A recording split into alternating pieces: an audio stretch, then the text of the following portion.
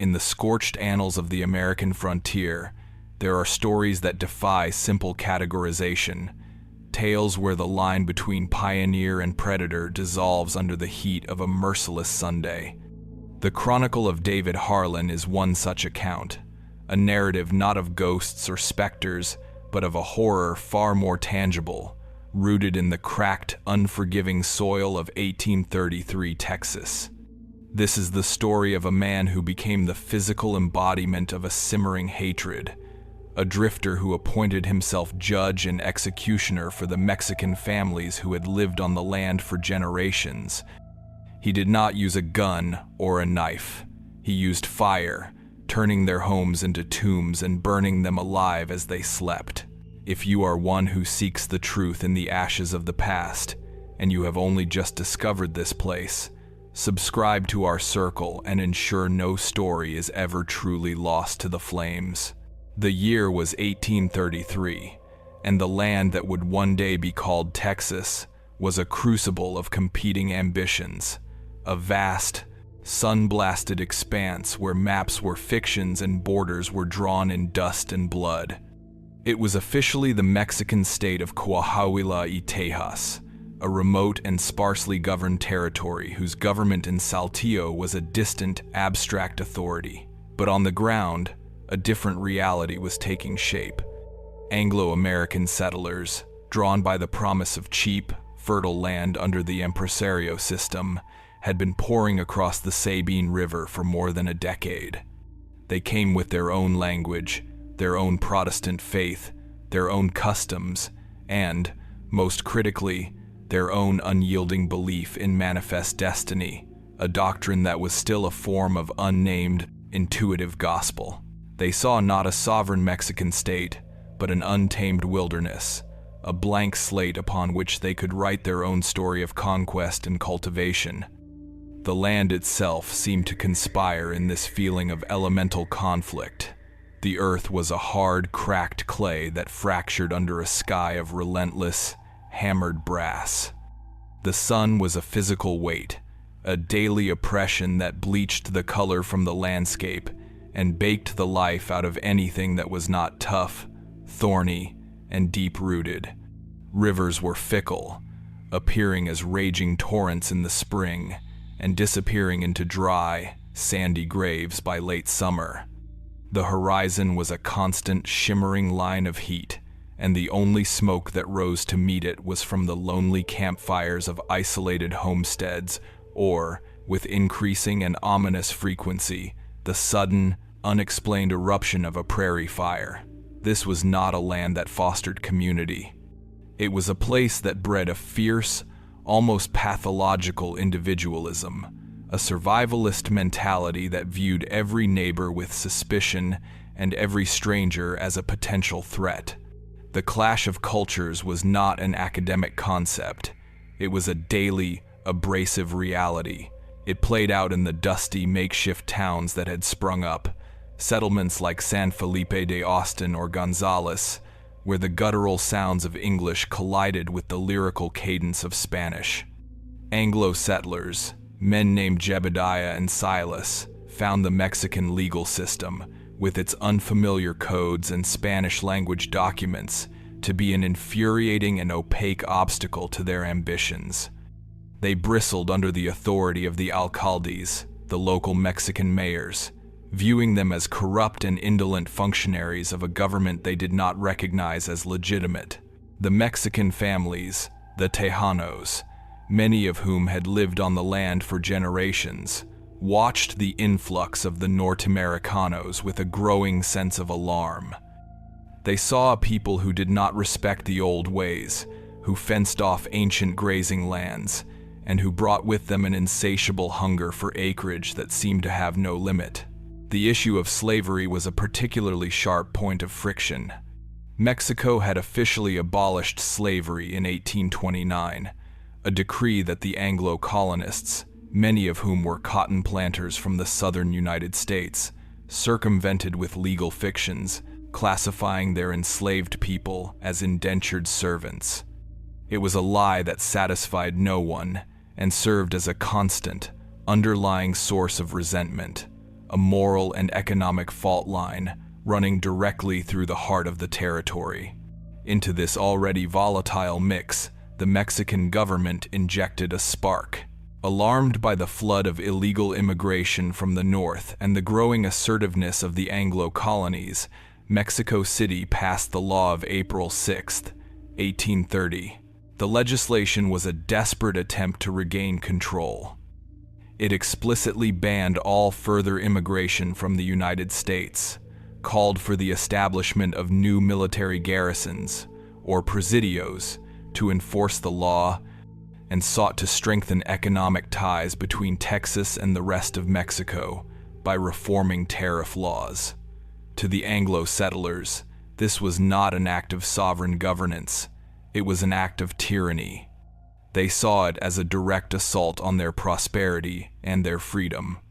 The law, intended to integrate Texas more fully into the Mexican nation, had the opposite effect. It galvanized the colonists' sense of a separate identity and solidified their view of the Mexican government as a hostile, foreign power. The rhetoric in the Anglo settlements became heated. In the smoky, dimly lit taverns and dog-trot cabins, men spoke openly of resistance. They said the government had broken its contract with them. They claimed the land was theirs, consecrated by their own sweat and labor, and that no distant politician had the right to tell them who could and could not settle it. This rising political hostility quickly poisoned the well of everyday interaction.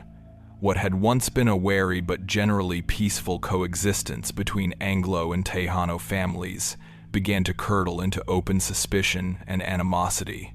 A shared well or a river crossing became a potential point of conflict. A dispute over a stray cow or a poorly marked property line could escalate from a simple disagreement into a confrontation charged with ethnic and cultural resentment. Anglo settlers began to see every Tejano not as a neighbor, but as a potential spy for the Mexican government, an agent of the authority that sought to oppress them. The Tejanos, in turn, began to fear the Anglos' explosive tempers and their casual disregard for Mexican law. They saw the newcomers' condescension, heard the way they referred to them in derisive terms, and felt the slow, inexorable pressure of being displaced from lands their families had ranched for a century. The atmosphere grew thick, with a silent, simmering tension. Communities that had once traded goods and shared news now turned inward, their shutters closed, their interactions with the other side reduced to the barest, most necessary minimum. The air itself seemed to crackle with unspoken threats, and the vast, empty spaces between homesteads, once a symbol of frontier opportunity, now felt like a dangerous, unmonitored no-man's land where violence could erupt without warning and without witnesses. In the midst of this growing divide lived a Tejano family headed by a man named Mateo. He was a vaquero by trade and a widower. His small jacal, a humble structure of wattle and daub, situated near a tributary of the Brazos River. He lived with his two children, a son named Santiago and a daughter named Elena. Mateo was a man of the land, his face a roadmap of sun and wind, his hands calloused and scarred from a lifetime of working with horses and cattle. He was known for his quiet dignity and his skill in leatherworking, a small, humanizing detail in a world that was rapidly losing its humanity. On clear nights, he would take his son outside, away from the flickering light of the tallow lamp, and teach him the names of the constellations, the same star patterns his own grandfather had taught him. He would tell Santiago that the stars were the same in Texas as they were in Spain, that they were a map that connected them to their history and their ancestors. It was his way of giving his son a sense of permanence and belonging in a world that was becoming increasingly unstable and hostile. He tried to shield his children from the growing tension, but they saw it in the averted eyes of the Anglo settlers at the trading post, and they felt it in their father's quiet, watchful demeanor. Mateo knew the ground was shifting beneath his feet. He had seen the Norteamericanos' hunger for land, and he had heard their angry, resentful talk. He felt like a man standing on a riverbank, watching a flood tide rise, knowing that soon the water would be at his door. The resentment in the Anglo communities was no longer just a private sentiment. It was becoming a public creed. Men would gather after a Sunday sermon, their Bibles in one hand and their rifles in the other, and speak of their God-given right to the land. They framed their conflict with the Mexican government not as a political dispute, but as a holy war, a clash between a divinely favored people and a corrupt, backward race. They spoke of clearing the land, a phrase that carried a chilling double meaning. It meant felling the forests and plowing the prairies, but it also meant removing the human obstacles that stood in the way of their progress. The Tejanos, with their sprawling, unfenced ranchos and their Catholic faith, were seen as just another part of the wilderness that needed to be tamed and subdued. The local resentment was beginning to boil, the pressure building toward an inevitable, violent release. Unexplained fires became more common. A Tejano family's corn crib would burn in the night, the loss blamed on a stray spark or a lightning strike.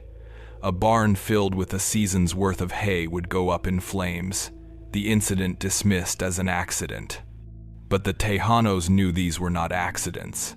They were messages, acts of low-grade terrorism designed to intimidate them, to make them feel unsafe in their own homes, to encourage them to pack up and leave. The smoke on the horizon was no longer just the sign of a distant prairie fire. It was the signal of an undeclared war. The stage was now set for an atrocity. The political and social climate had created a tinderbox, saturated with the accelerants of racial prejudice, economic anxiety, and religious zealotry. All that was needed was a single, remorseless hand to strike the match. The simmering hatred of the community required a vessel, a man unburdened by conscience, who would be willing to translate their violent rhetoric into brutal, physical action.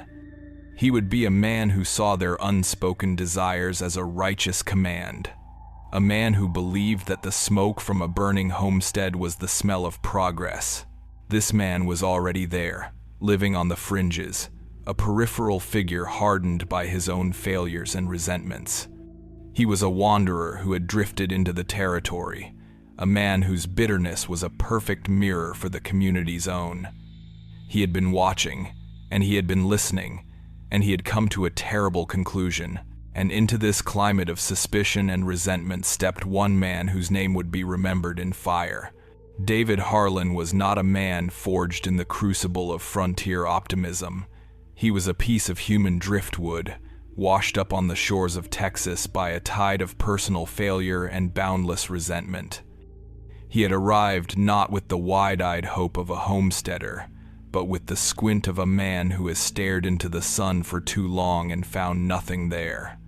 His face was a testament to a life of hardship, the skin cured to the texture of old leather by wind and want, his eyes the color of a washed-out sky, holding a gaze that was both vacant and intensely watchful. He was tall and gaunt, his frame stripped of all unnecessary flesh, leaving only the hard, unyielding lines of bone and sinew. He moved with a kind of restless, predatory economy, no wasted motions, his silence a heavy, oppressive blanket that he seemed to pull around himself like a shield. He had built a small, squalid cabin for himself, miles from the nearest Anglo settlement, a hovel that was less a home and more a lair, its back turned to the community, and its single, unglazed window staring out at the vast, indifferent prairie. He seemed to prefer the company of the thorny mesquite and the circling vultures to that of other men. His past was a litany of disappointments, a story he never told, but which was etched into every line of his face.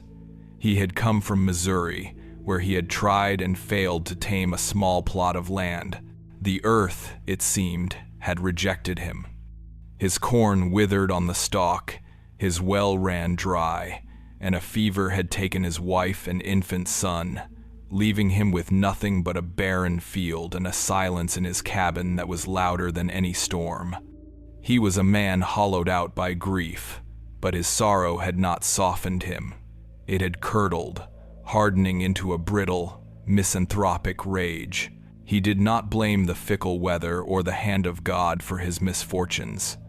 In the dark, twisted logic of his mind, he blamed the world itself, a world that seemed to reward the weak and the undeserving, while men of true grit, like himself, were ground into the dust. He sold his useless land for a pittance, bought a new rifle and a tired horse, and drifted south, drawn not by any specific promise, but by the simple, nihilistic desire to put as much distance as possible between himself and the sight of his own failure. Texas, a land already simmering with conflict and defined by a brutal struggle for dominance, was a perfect match for the landscape of his soul. His hostility toward the Mexican families of the territory was not born of any single incident, but was a slow-growing cancer that fed on the ambient prejudice of the Anglo community and the fertile soil of his own bitterness. When he looked at the Tejanos, he did not see families who had ranched this land for a century.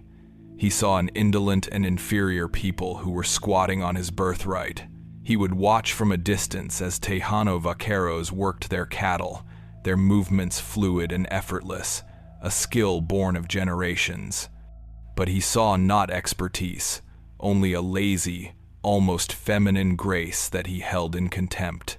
He would pass their jacales, with their gardens of peppers and squash, and the sound of children's laughter spilling from their open doorways, and he would feel a hot surge of resentment. He saw their communal, family-centered way of life not as a source of strength, but as a sign of weakness, a clannishness that was alien to his own solitary, atomized existence. He had once tried to claim a stretch of grazing land near a creek, only to be informed by a local alcalde that the land was part of a long-standing Mexican grant belonging to the Villarreal family. The encounter, conducted in a language he refused to learn and culminating in a legal decision he refused to accept, cemented his hatred. In his mind, it was theft. The law, the language, the people themselves were all part of a conspiracy to deny him what was rightfully his. This deep-seated prejudice was reinforced in the small, isolated encounters of frontier life. He would go to the trading post and stand in silence as a Tejano woman bartered for goods in Spanish, his jaw tightening at the sound of the foreign tongue. He would see them as fundamentally other, their Catholic faith a dark superstition, their darker skin a mark of their racial inferiority. He absorbed the most virulent rhetoric of the Anglo settlers and made it his own personal gospel. When other men spoke of clearing the land, he understood the phrase in its most literal and brutal terms. He came to see the Tejanos as he saw the rattlesnakes and the coyotes, a form of vermin that needed to be exterminated before the land could be made pure and productive. His was not a political grievance against the government in Saltillo. It was a visceral, personal hatred directed at the mothers, fathers, and children who happened to be living on the land he coveted. His mind began to frame their very existence as an infestation, and the solution, therefore, was not negotiation or relocation, but eradication. The idea took root slowly, a dark seed that he watered daily with his own silent, obsessive rage.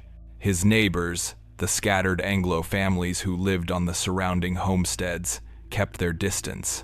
They knew him only as Harlan, a man who had appeared from nowhere and who seemed to carry a permanent storm cloud over his head. They were afraid of him. His silence was unnerving, his gaze too intense. Children who strayed too close to his property would be met with a cold, dead stare that sent them running back to their mothers. It was said he had once beaten a stray dog to death with a shovel, for no other reason than it had barked at him. It was also said that he spent his evenings not by a fire, but sitting outside his cabin, arranging small, smooth river stones into complex, sterile patterns on the ground, a strange, obsessive ritual that spoke of a mind that craved a cold, dead order.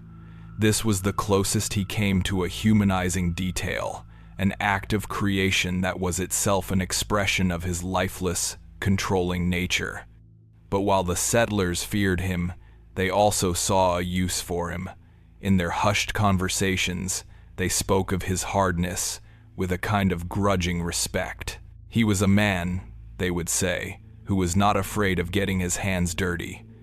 He was a man who understood the true nature of the struggle they were in.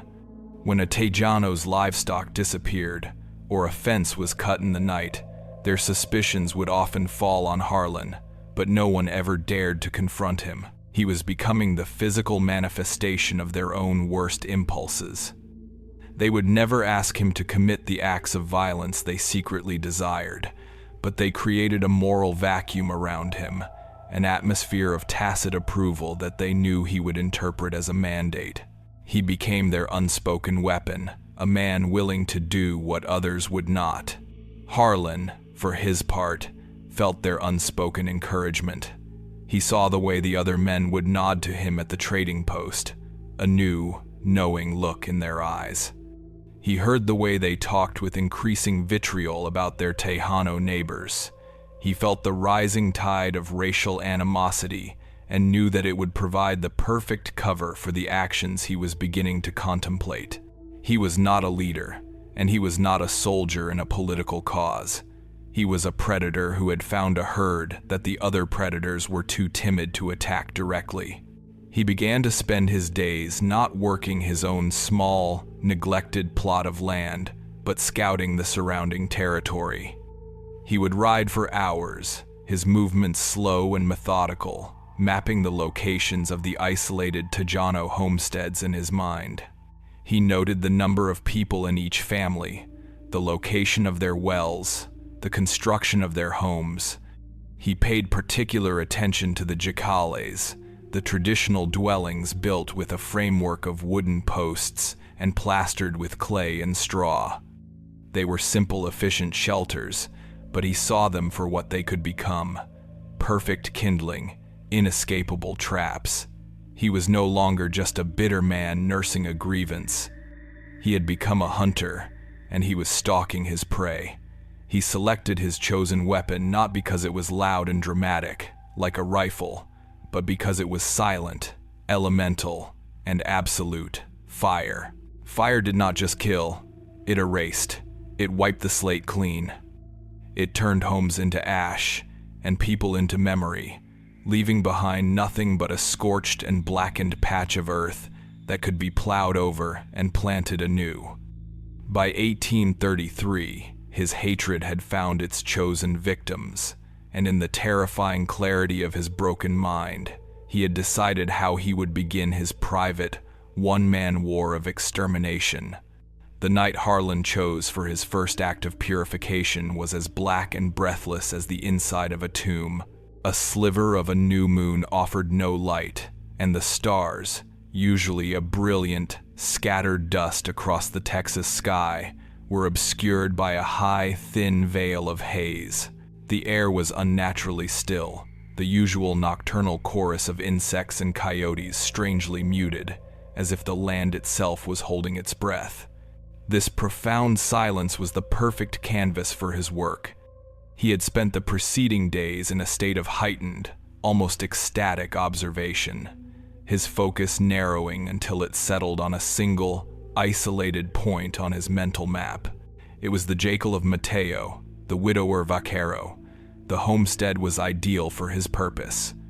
It was situated nearly 2 miles from the nearest Anglo neighbor and a mile from the next Tejano dwelling, its isolation a strategic asset. It stood in a small clearing near a creek, surrounded on 3 sides by a dense thicket of mesquite and scrub oak, a natural curtain that would conceal his approach and muffle any sound.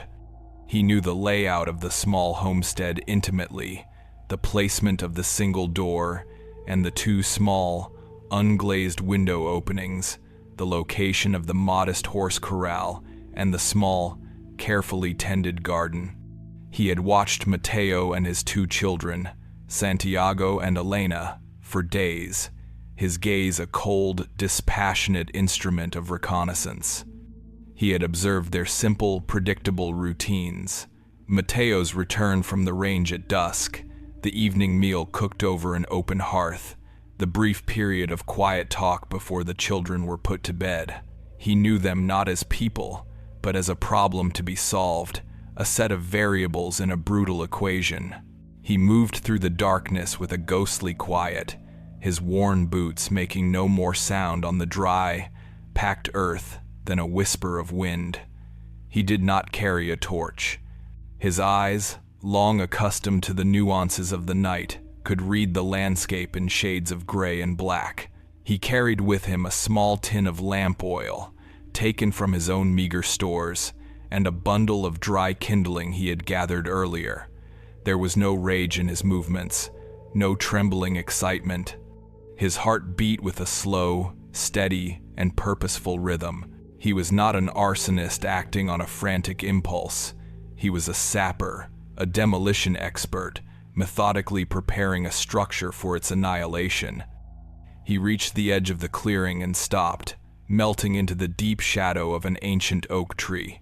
The jackal was a dark, low shape against the slightly less black horizon. A thin curl of smoke, the last exhalation of a dying fire, rose from the smoke hole in the roof. Inside, the family was asleep. Earlier, Mateo had sat with Santiago on the worn bench outside their door, pointing to a break in the clouds where a few familiar stars had appeared. He had told his son that those stars had guided their ancestors and that they would always watch over them. He had then led his children inside, barred the simple wooden door, and commended their souls to God's keeping before they all drifted into a sleep from which they would never awaken. Harlan waited. He was a creature of immense patience, a predator who understood that the deepest point of the night, the hour before dawn when sleep is heaviest, was the ideal time to strike. When he was satisfied that the world was at its most still, he moved. He crept to the jackal, his actions precise and unhurried. He began to pile the dry brush and kindling he had brought against the base of the structure, concentrating his efforts on the area around the single door. He worked his way around the small building, stuffing tinder into every crevice, creating a funeral pyre around the sleeping family. The jackal itself, constructed of a lattice of wood and cane packed with a mixture of clay and dried grass, was a tinderbox. He knew that once the fire took hold of the thatched roof, made of tightly bundled sacahuista grass, the entire structure would be consumed in minutes. After he had arranged the kindling to his satisfaction, he uncorked the tin of oil. He doused the piles of brush, the pungent, chemical smell, a sharp, clean scent of imminent destruction in the still night air. He poured the last of the oil directly onto the wooden door, ensuring it would be the first thing to catch, transforming the only exit into an impassable wall of flame. His preparations complete, he retreated a short distance, took a piece of flint and steel from his pouch, and struck a spark into a small, oil-soaked piece of cotton. It caught immediately, a tiny, brilliant flower of light in the crushing darkness. He tossed the burning cotton onto the nearest pile of doused brush. For a moment, nothing happened. Then, a small, hungry tongue of orange flame licked upward, then another and another. The fire caught with a low, hungry whoosh, spreading with terrifying speed through the oil-soaked kindling. Within seconds, the base of the jackal was ringed with a necklace of fire. The flames, silent at first, began to crackle and hiss, the sound growing louder, angrier.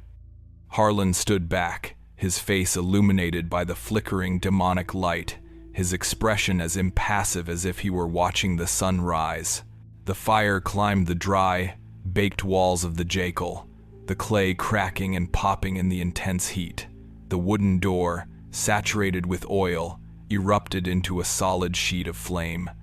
The interior of the dwelling, which a moment before had been a dark, peaceful sanctuary, was now illuminated with a frantic, pulsing orange glow. It was only then that the sounds from within began, not the clear, distinct screams of individuals, but a muffled, horrifying cacophony of terror and agony, a sound that was almost immediately swallowed by the growing roar of the inferno. The thatched roof caught, and the entire structure became a pillar of fire, a blazing torch that threw a shower of sparks and embers high into the night sky, turning the suffocating darkness into a lurid, hellish twilight. The fire burned with an astonishing, savage intensity. The roof collapsed inward, sending up a great geyser of flame. The walls folded in on themselves.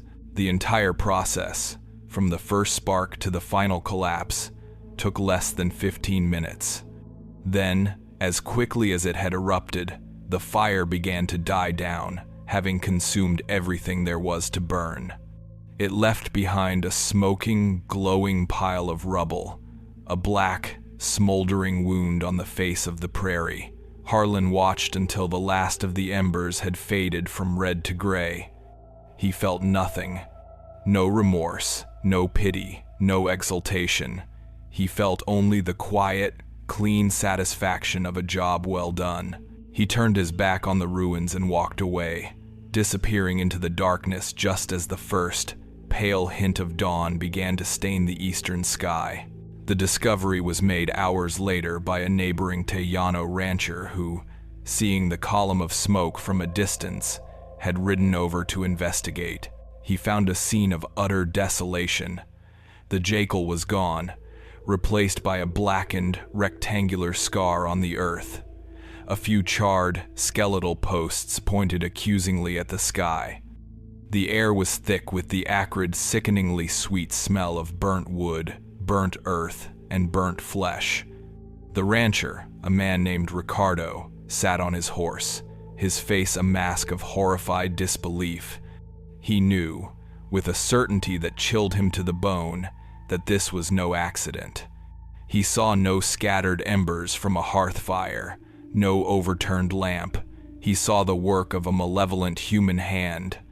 He wheeled his horse around and rode not to the nearest Anglo settlement, but to the homes of the other Tejanos, his voice a choked, terrified whisper as he spread the news.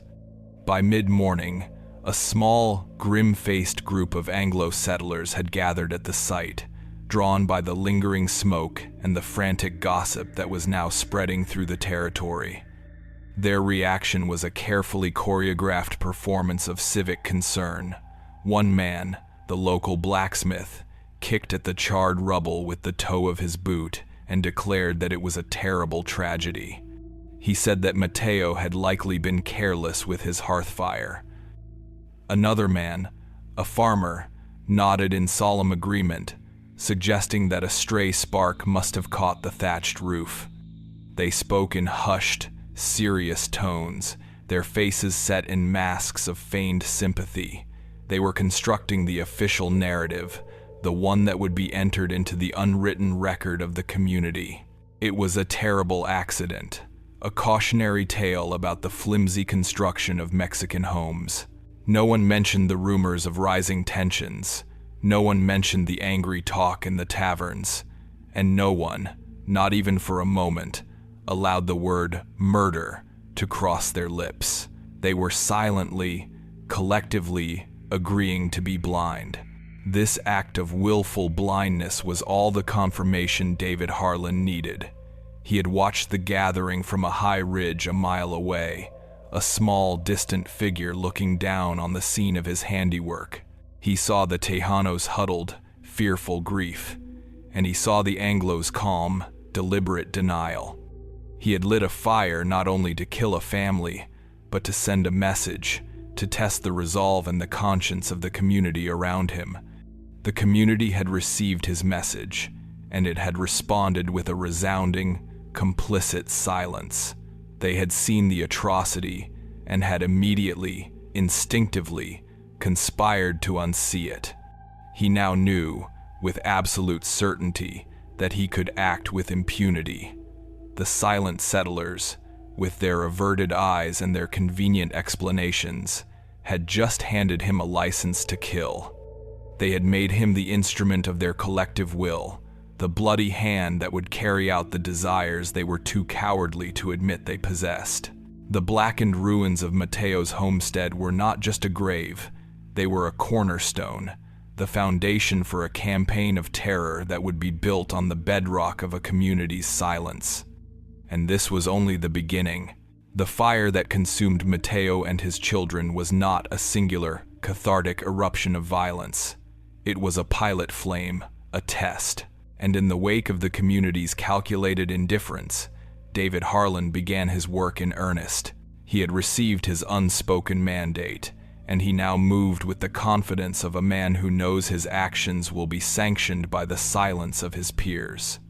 The scorched earth where the jackal had stood became the first in a series of terrible markers, a growing archipelago of ash and sorrow that began to dot the lonely prairies along the Brazos. His campaign of terror was not a frantic, indiscriminate rampage. It was a slow, methodical, and chillingly strategic war of attrition, designed not only to kill but to terrorize, to drive the Tejano families from the land through a systematic application of ultimate fear. He became a specter of the night, a folk devil summoned into being by the simmering hatred of the frontier. His methods remained terrifyingly consistent, a ritual of destruction that he refined with each new attack. He continued to choose his targets with a hunter's precision. His victims were always those who lived in the most isolated homesteads, families whose nearest neighbors were miles away, whose screams would be carried away by the vast, indifferent wind. He selected homes that were situated on the periphery of the settlements, on the ambiguous and unmonitored borderlands between the Anglo and Tejano communities. This geographical targeting was a masterstroke of psychological warfare. By attacking the edges, he created a sense of a shrinking, besieged world for the Tejanos. The frontier, which had once represented the freedom of open space, now became a terrifying, encroaching threat. Every shadow at the edge of their property, every rustle in the mesquite, could be him. He made the wilderness his accomplice, the darkness his sanctuary. He would watch a family for days, sometimes even a week, learning the rhythm of their lives, the number of children, the soundness of the father's sleep. He would wait for the darkest, most moonless nights, moving through the landscape like a phantom, his preparations always the same: the silent gathering of kindling, the careful application of lamp oil, the single, decisive spark. The result was always the same roaring, inescapable inferno, the brief, muffled sounds of a family's final moments, and the smoking, blackened ruin left to greet the morning Sunday. As the number of these accidents began to grow, a schism of perception developed within the Anglo-settler community. To the Tejano families, the pattern was undeniable. This was the work of a single, malevolent entity, an hombre del fuego, or fireman, who was hunting them down one by one. But within the Anglo settlements, Harlan's actions were viewed through a fractured, morally ambiguous lens. A significant portion of the community, perhaps the majority, clung fiercely to the narrative of accidental fires. They found it more comforting to believe that their Tejano neighbors were simply careless, their homes primitive tinderboxes, their lives a series of unfortunate but self-inflicted tragedies. This was the faction of willful blindness, the people who chose ignorance because the alternative was too monstrous to contemplate. However, a second, more insidious perspective began to take hold among a harder, more militant faction of the settlers. They saw the fires not as accidents, but as a form of rough, necessary justice. They did not speak of Harlan by name, but they spoke of a vigilante, a patriot, a man who was doing the dirty, essential work of securing the land for its rightful owners. In the smoky confines of the taverns, men would raise their glasses to the prairie fires that seemed to be clearing the way for Anglo expansion.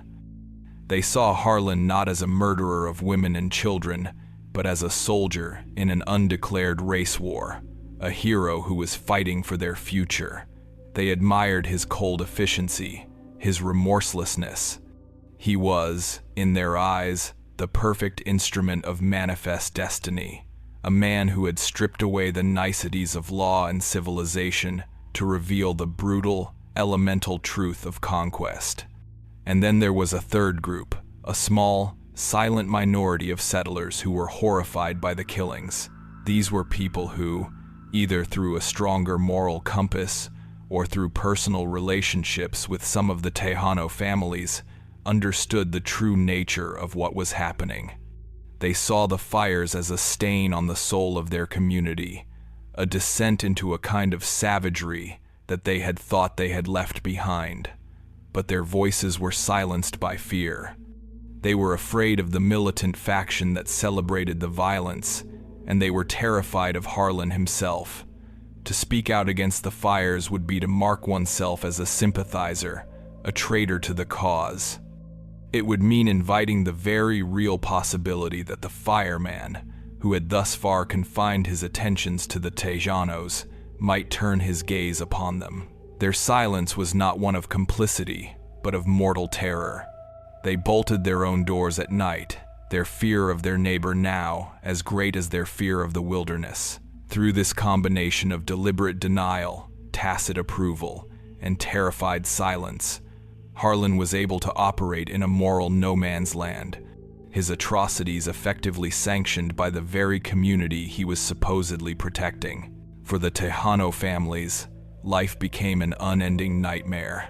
The campaign of terror achieved its desired effect. A great and tragic exodus began. Families who had lived on the land for a century, whose identities were inextricably linked to the soil beneath their feet, began to abandon their homes. They packed what little they could carry onto wooden carts or the backs of their horses and fled. They left behind the graves of their ancestors, the charred ruins of their neighbors' homes, and the land that held the sum of their history. The roads leading south and west became dotted with these small, sorrowful processions of refugees. They were not fleeing a government or an army. They were fleeing a single man who had become the embodiment of an entire people's hatred. They traveled in fear, looking back over their shoulders, the specter of a pillar of fire haunting their every step. The land they left behind was quickly claimed by opportunistic Anglo settlers, who saw the abandoned homesteads and fallow fields not as the spoils of a campaign of murder, but as a sign of God's providence, a reward for their own superior grit and determination. Each new plume of smoke on the horizon was, for them, another signpost of progress, another milestone on the road to their inevitable dominion. The sheer scale of Harlan's destruction became a part of the territory's dark folklore. It was impossible to know the exact number of families he immolated. The official records, such as they were silent on the matter, but the Tejano survivors, in their scattered new communities, kept their own accounting. They spoke of the Rodriguezes, a family of 6, burned in their sleep near the San Bernard River. They spoke of the Castillos, an elderly couple whose small jacal was so thoroughly consumed that almost no trace of them was ever found. They spoke of the Garzas, a young couple with a newborn infant, whose home was set alight on a night of freezing rain, a night when no sane person would have attributed the fire to a stray spark. Each name was a testament to a life brutally extinguished, a story whispered from one generation to the next, a private oral history of a horror that the official record refused to acknowledge. The charred ruins that Harlan left behind became a series of grim, unofficial monuments. For months, and in some cases years, the skeletal remains of a chimney or a few blackened support posts would stand against the sky, a stark and silent accusation. But the prairie is relentless.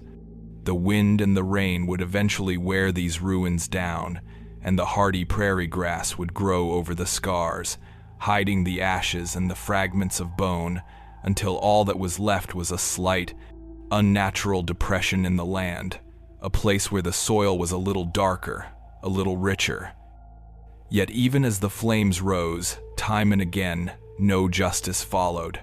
No lawman investigated, no judge convened a court. David Harlan continued his work, unchecked and unopposed, a solitary reaper harvesting souls with a torch, his path illuminated by the fires of his own making and cleared by the profound, damning silence of the settlers. The campaign of fire that David Harlan waged across the Texas prairie was not conducted in a vacuum. It was a public spectacle of a private war, its results visible for miles in the form of greasy, black smoke columns that stained the otherwise pristine sky. Yet, the horror was hidden in plain sight, concealed behind a carefully constructed facade of excuses, denial, and a collective, willful blindness that was as crucial to the killings as the kerosene and the spark. The silence of the settler community was not a passive absence of condemnation. It was an active, essential ingredient in Harlan's reign of terror. It was the oxygen that fed his flames, the dark, fertile ground in which his murderous hatred was allowed to take root and flourish. The entire social and legal apparatus of the Anglo settlements, from the local constable to the common farmer, conspired to create an environment in which a man could burn families alive in their homes, and his actions would be met not with a noose, but with a nod and a whisper of approval. The official response, embodied by the few and far between representatives of the law, was a masterclass in institutional apathy. The alcaldes and constables of the Anglo-dominated settlements were, for the most part, men who had been elected or appointed not for their commitment to impartial justice, but for their loyalty to the interests of the colonists. When Tejano survivors, their faces etched with grief and terror, would come to them to report a new fire, their pleas were met with a weary, bureaucratic shrug. The officials would dismiss the killings with a practiced, almost bored array of explanations. They would call them accidents, blaming the primitive and flammable construction of the jackals. They would suggest the fires were the result of internal feuds, invoking a racist stereotype of the hot-blooded, knife-wielding Mexican, quick to violence over some perceived slight. This narrative was particularly effective, as it shifted the blame entirely onto the victims, framing their murders as a form of cultural self-destruction. In one documented instance, a man named Jesse, a constable in a small settlement near the Colorado River, was confronted by Ricardo, the rancher who had discovered the remains of Mateo's family. Ricardo, his voice shaking with a mixture of rage and sorrow, insisted that the fires were the work of one man, a demon who was hunting his people. The constable listened with a condescending patience, his hand resting on the butt of his pistol, and then told Ricardo that he was letting his Latin imagination run away with him. He advised him to go home and to control his people before their family squabbles started to disturb the peace of the Anglo settlers. It was a chilling, Kafkaesque inversion of reality. The perpetrators of the violence were recast as the keepers of the peace, and the victims were blamed for their own extermination.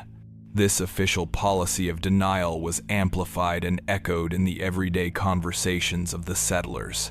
Neighbors would gather at the trading post or by the blacksmith's forge, and they would speak of the latest fire in hushed, knowing tones.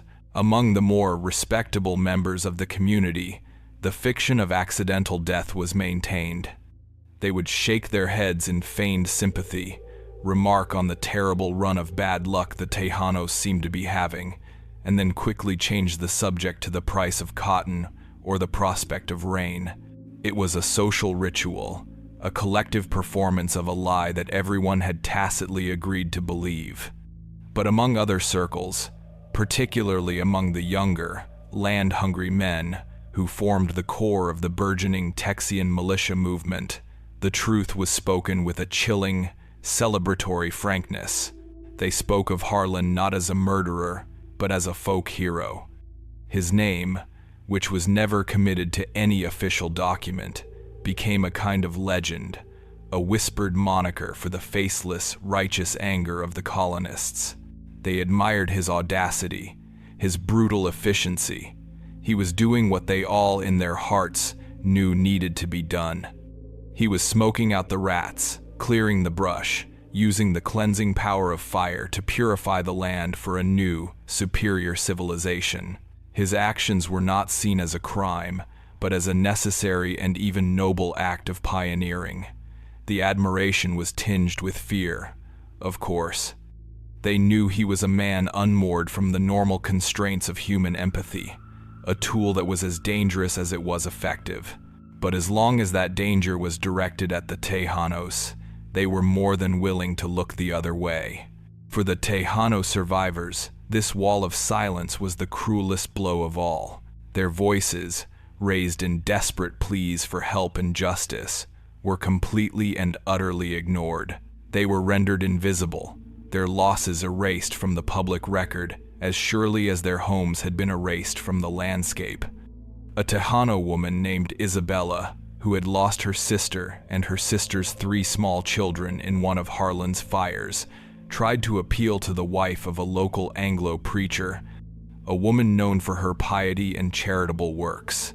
Isabella, her Spanish spilling out in a torrent of grief, described the horror of finding the charred remains, the tiny blackened bones of her nieces. The preacher's wife listened with a stony, impassive face, and when Isabella was finished, she simply said that it was God's will and that her sister's family was surely in a better place. She offered no comfort, no help, no acknowledgement of the crime. She offered only a cold, theological platitude that was a profound and unforgivable insult to Isabella's suffering. This experience was repeated again and again. The survivors found that their grief was not recognized, their pain was not validated. They were being systematically dehumanized, their lives and deaths treated as a matter of complete and utter indifference. They were not just losing their homes and their families, they were losing their right to be considered human, their right to have their suffering acknowledged by the world around them.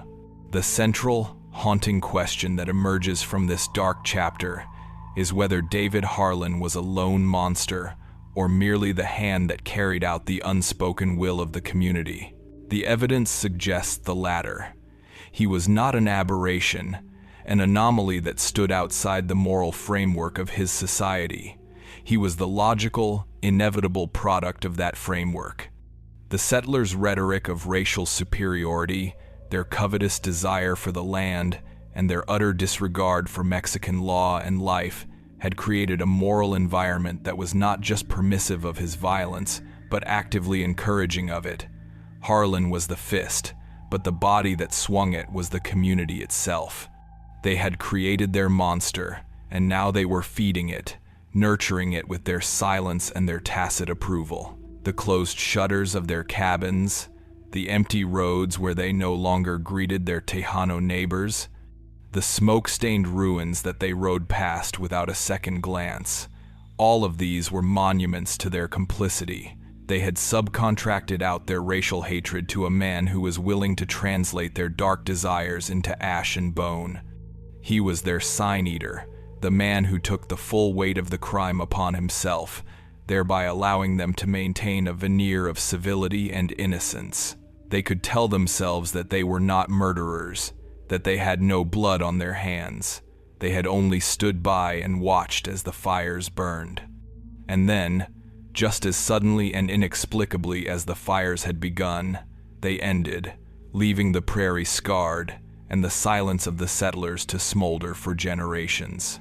The end of the terror, when it came, was as abrupt and unceremonious as a sudden prairie thunderstorm that passes as quickly as it arrives, leaving behind a world washed clean but fundamentally altered. 1 week, The Tejano families lived under the nightly threat of immolation, their sleep a shallow, fearful state of constant vigilance. The next week, the threat was gone. The nights grew quiet again, the darkness no longer seeming to hold a predatory, watchful intelligence. No new columns of smoke rose to greet the dawn. No new families vanished from the roster of the living. David Harlan, the Hombre del Fuego, had disappeared. His campaign of fire had burned itself out, leaving behind a landscape scarred by ashes and a human community haunted by a silence that was, in its own way, as terrifying as the flames had been. The discovery of his absence, much like the discovery of his crimes, was a quiet, unofficial affair. A pair of Anglo hunters, tracking a deer, passed by his isolated, squalid cabin and noted the profound stillness of the place. The door was slightly ajar, creaking on its leather hinges. The small, neglected patch of corn he had planted was withering on the stalk. There was no sign of life. After a few days of watching the cabin from a distance and seeing no movement, they cautiously approached. What they found inside was a portrait of a life hastily, or perhaps indifferently, abandoned. A half-eaten meal of dried jerky and hardtack sat on the rough-hewn table, a fine layer of dust already beginning to settle upon it. His rifle was gone, as was his horse, but nearly everything else remained. A few rusted tools, a threadbare blanket on a pallet of straw, and the strange, intricate patterns of river stones he had arranged outside, now being slowly disturbed by the wind. The cabin was a testament to a man who had lived without comfort and had left without ceremony. He had vanished back into the vast, anonymous wilderness from which he had emerged, leaving no note, no explanation, only the smoldering ruins of his victims and a great, unanswered question. His disappearance gave birth to a new set of rumors, a triptych of competing legends that sought to explain the fate of the man who had been the physical embodiment of their collective hatred. The most common and most comforting story, the one that was quietly adopted as the official, unspoken narrative within the Anglo settlements, was that he had simply moved on. His work, in this telling, was done. The land had been largely cleared, the Tejano presence significantly reduced, their spirit broken. Perhaps he had grown tired of the killing, or perhaps he had feared that the tentative rule of law would eventually catch up with him. This version of the story imagined him riding west, ever westward, a solitary mythic figure disappearing into the setting sun, destined to become a footnote in the grand violent poem of American expansion. This narrative was a final, crucial act of communal denial. It allowed the settlers to frame Harlan not as a homegrown monster, but as a transient force of nature, a passing storm that had, providentially, rained its destruction only upon their enemies. It absolved them of any responsibility for his creation or his crimes. He had come from nowhere, and he had returned to nowhere. The chapter was closed. A second, darker rumor festered beneath the surface of the first, a story told in hushed tones, away from the ears of women and children. This version held that Harlan had not fled, but had been eliminated. It was said that a small, pragmatic contingent of the leading Anglo settlers, perhaps the same men who secretly admired his work, had come to see him as a liability. He was a mad dog that had served its purpose, but who could no longer be controlled. What if his rage, having exhausted its supply of Tejano victims, were to turn on them? What if a true, formal government were ever established in the territory, and Harlan were to be captured and forced to confess, revealing the names of those who had quietly encouraged his rampage? According to this legend, a small group of men rode out to his cabin one night. They were not there to arrest him. They were there to erase a problem. There was no trial, no due process. There was only a quiet, efficient lynching. his body buried in an unmarked grave deep in the thicket, his cabin staged to look as if he had simply ridden away. This story, though never proven, carried the grim logic of the frontier. It suggested that the community, having created and utilized its monster, had then been forced to perform one final, secret act of violence to protect itself from its own creation, burying their complicity with his body. But there was a third story, one that was never told in the Anglo taverns, but which was whispered in Spanish around the low fires of the refugee Tejanos. This was a story of justice, of a righteous and terrible vengeance. In this telling, Harlan was not allowed to simply disappear. He was hunted. A small band of Tejano men who had lost wives, children, and parents to his flames, had secretly banded together. Led by Ricardo, the rancher who had sworn to see justice done, they had become ghosts themselves, tracking Harlan with a patience and a skill that was born of a lifetime on the prairie and fueled by a grief that had been forged into a diamond-hard resolve.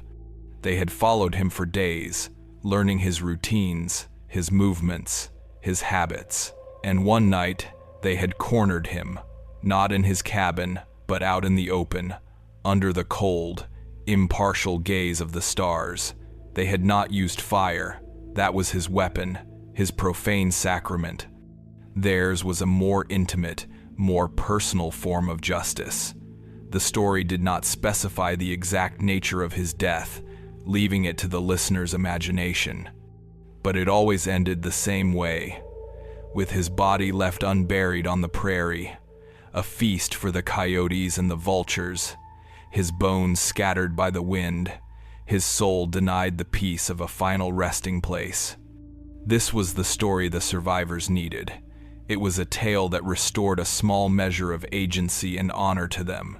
It transformed them from passive victims into the agents of their own retribution.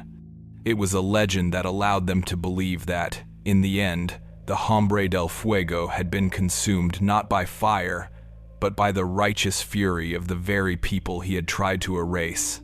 In the end, it did not matter which story was true. David Harlan was gone, but his legacy was burned into the very soil of the territory.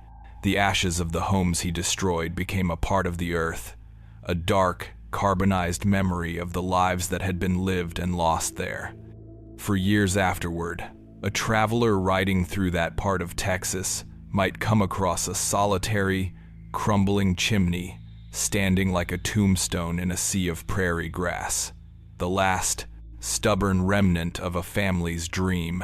The Anglo settlers who took over the abandoned lands would sometimes find their plows turning up a piece of fire-scorched wood, a fragment of melted glass, or, on rare, unsettling occasions, a piece of human bone.